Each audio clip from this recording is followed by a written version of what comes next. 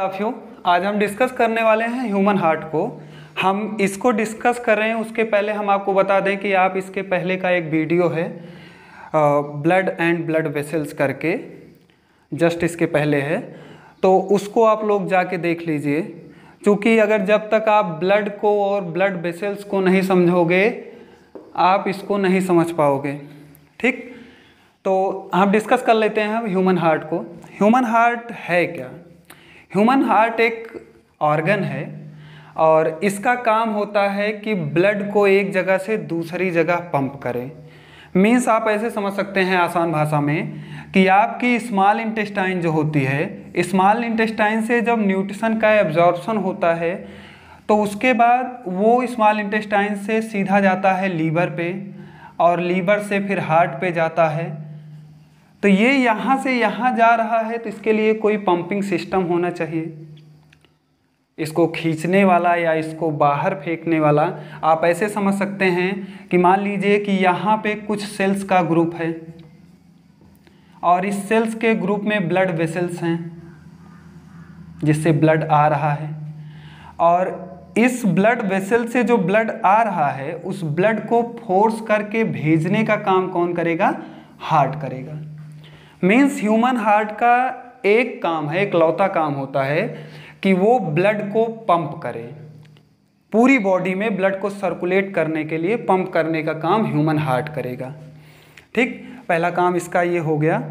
और इसके बाद अगर हम इसको समझना चाहें कि ह्यूमन हार्ट होता कहाँ है, इसका वेट क्या है, इसकी साइज क्या है, ये सारी चीज़ें समझते हैं।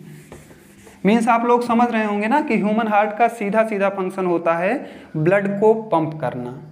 ठीक, तो यहाँ पे हम देखते हैं कि ह्यूमन हार्ट के अगर वेट की बात करें तो वेट होता है लगभग, अगर फीमेल में बात करें तो 285 ग्राम के आसपास होता है और मेल में अगर बात करें तो 289 ग्राम के आसपास होता है। मतलब इसका इतना वेट है और ये भी वेट लगभग 40 के एज के आसपास होता है। एज के हिसाब से हार्ट का वेट थोड़ा बहुत फ्लैक्चुएट भी करता है। जैसे मेल में अगर हम बात करें तो मेल में ये वेट जो होता है 30 ईयर के अराउंड जब आदमी रहता है तो उस समय 289 पॉइंट समथिंग रहता है। लेकिन ये जब वो 61 से 70 के आसपास होता है तो उस समय इस हार्ट का वेट हो जाता है 345 के अराउंड, मतलब वेट बढ़ जाता है। और फीमेल का लगभग 5 ग्राम बढ़ जाता है, मतलब कि 289 के आसपास हो जाता है। मतलब ये जनरल वेट है। मतलब वेट जो है ये फ्लैक्चुएट करता है, आप इसको अलग अलग उसमें देख सकते हैं। दूसरी बात आती है कि इसका लोकेशन क्या होता है। लोकेशन इसका देखिए, अगर हमने, आप वीडियो देखिएगा तो जो लंग्स को बताया है, लंग्स में जो ये दोनों लोब होते हैं, इसमें जो लेफ्ट साइड का लंग्स का पार्ट होता है इसमें बीच में एक स्पेस होता है। मतलब लंग्स, दोनों लंग्स के बीच में स्पेस होता है जो कि ज़्यादातर शिफ्टेड होता है लेफ्ट साइड, और इसी लेफ्ट साइड के नीचे लोकेटेड होता है हार्ट। यहाँ पे लोकेटेड होगा ह्यूमन हार्ट। ठीक, तो लोकेशन कहाँ हो गया? लंग्स के बीच में। और इसका शेप क्या होगा? मुट्ठी की तरह, फिस्ट के समान। ठीक, एक एडल्ट की जो फिस्ट होती है उसी के साइज का हार्ट होता है। ठीक है, ये सब जनरल चीज़ें हैं ह्यूमन हार्ट के बारे में। ठीक,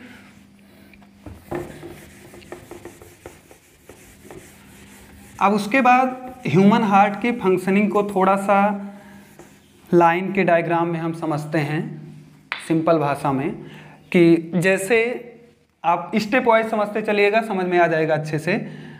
ये लंग्स है ह्यूमन का, और लंग्स में जब ऑक्सीजन एंट्री करती है तो ये सीधा ब्लड वेसल्स में जाती है और ये ब्लड वेसल से सीधा जाती है हार्ट की तरफ।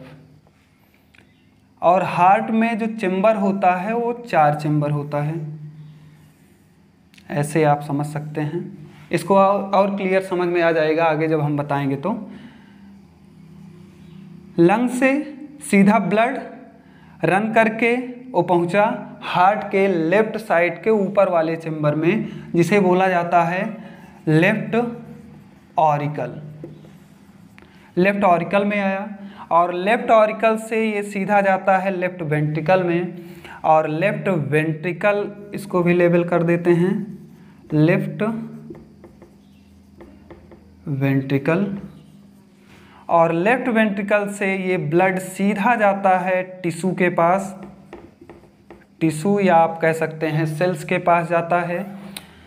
अब यहाँ पे आप देख रहे हैं कि जो लंग्स के अंदर ऑक्सीजन आ रही है ना, तो ऑक्सीजन जब आएगी तो ब्लड में जो ये जा रहा है, ये ब्लड जो जा रहा है इसमें ऑक्सीजन रहेगी, ये ऑक्सीजन रिच ब्लड होगा, ऑक्सीजनेटेड ब्लड होगा। तो ये ऑक्सीजनेटेड ब्लड इधर से सीधा रन करता हुआ लेफ्ट ऑरिकल से लेफ्ट वेंट्रिकल, और लेफ्ट वेंट्रिकल से सीधा ये पहुंच जा रहा है टिश्यू के पास, और टिश्यू के पास से ये फिर से रिटर्न होके आता है राइट ऑरिकल में, ये राइट ऑरिकल हो गया, और राइट ऑरिकल से फिर से ब्लड नीचे जाता है राइट वेंट्रिकल में, और राइट वेंट्रिकल से सीधा ये ब्लड जाता है लंग्स की ओर, और लंग्स से ये आउट हो जाता है। और यहाँ एक बात और ध्यान देना है कि यहाँ ऑक्सीजनेटेड ब्लड आया है, जब टिश्यू ने ऑक्सीजन को यूज कर लिया तो डीऑक्सीजनेटेड ब्लड हो जाएगा, मतलब ये कार्बन डाइऑक्साइड रिच ब्लड हो जाएगा।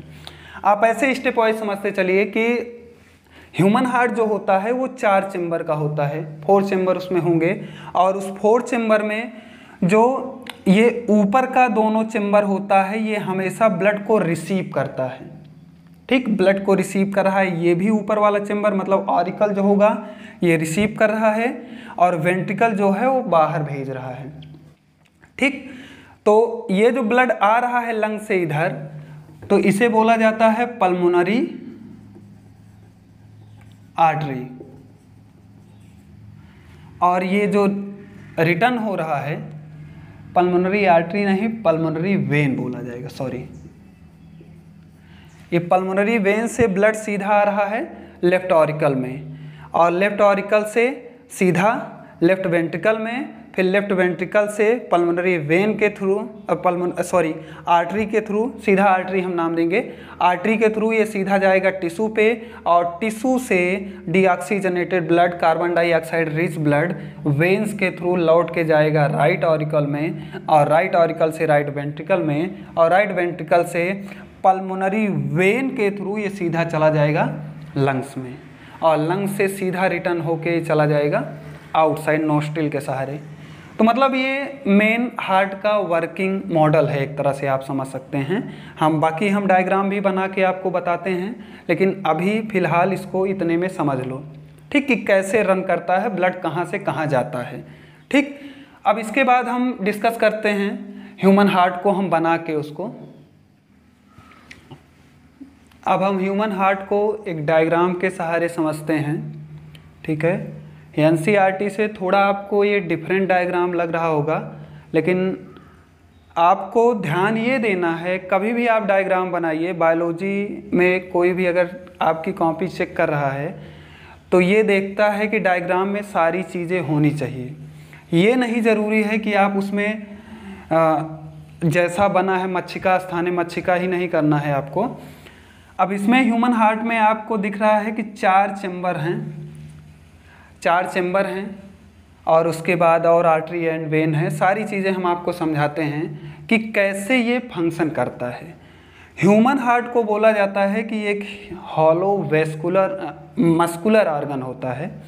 मस्कुलर आर्गन मतलब कि ह्यूमन हार्ट में बहुत ज़्यादा मसल्स होती हैं। ये जो बाहर की ह्यूमन हार्ट की वाल होती है, दीवार होती है, इस दीवार पे बहुत ज़्यादा मसल्स होती हैं।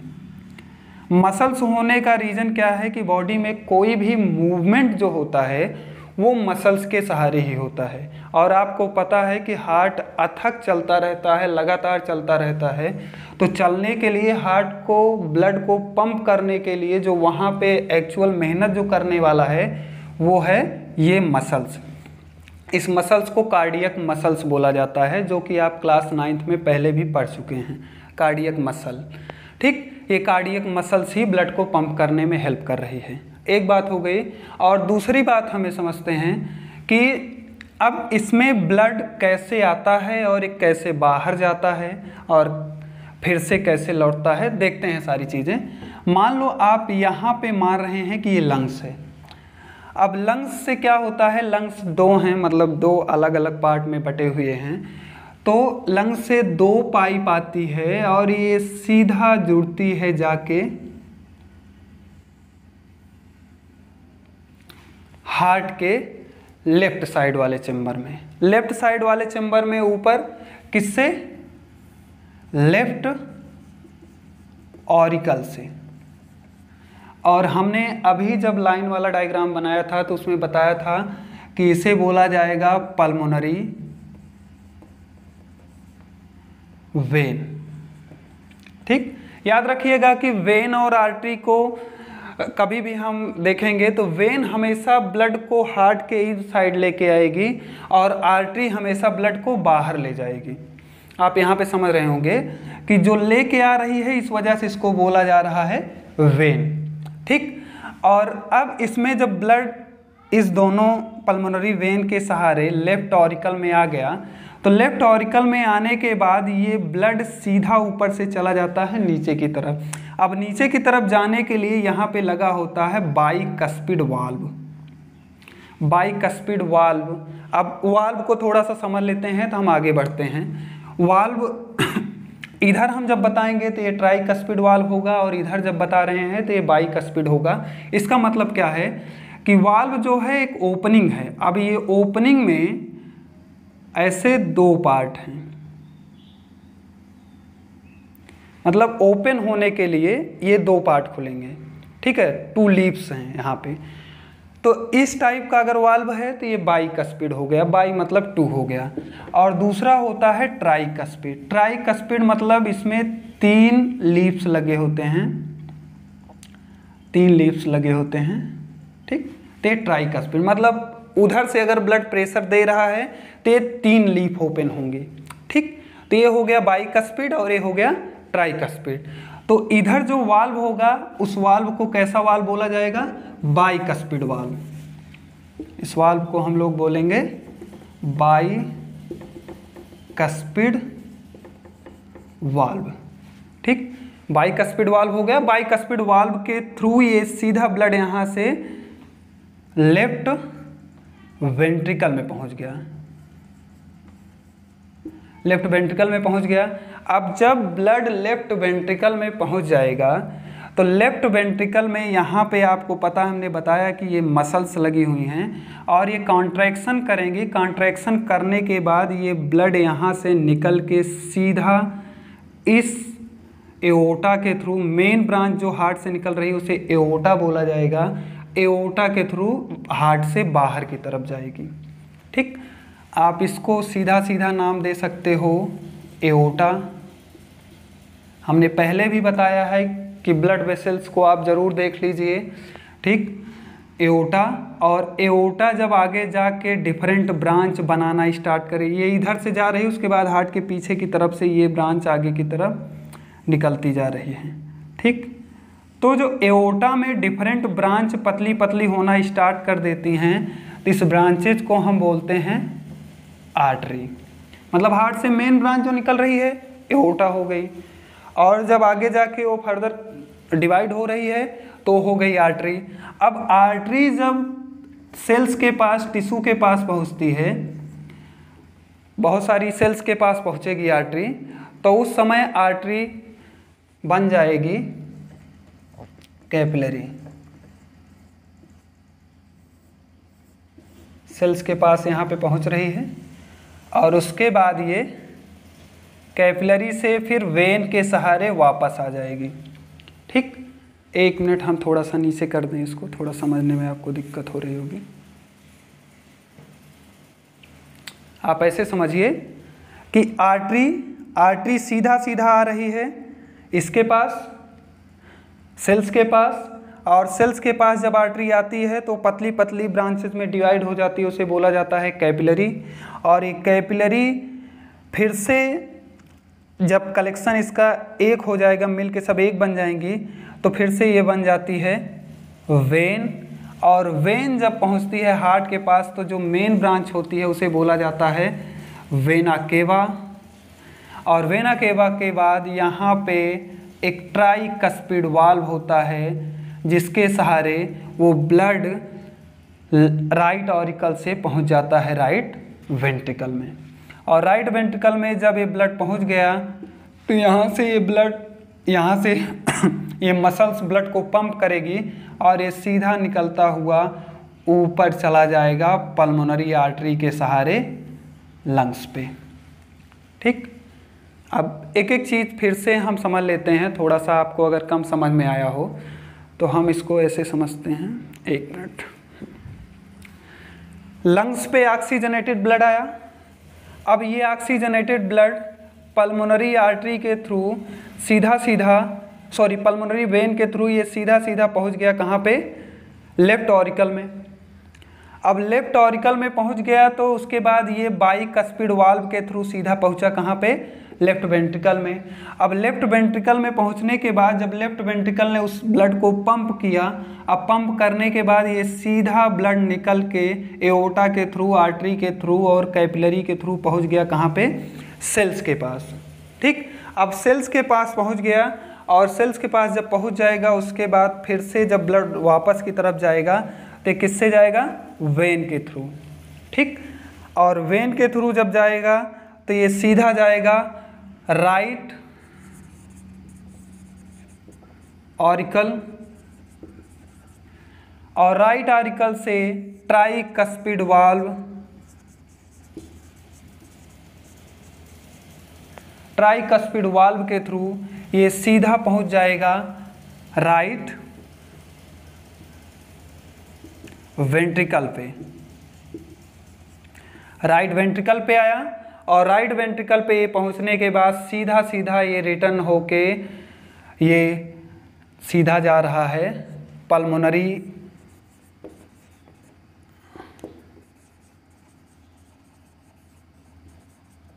वेन के सहारे सीधा कहाँ जा रहा है, लंग्स पे।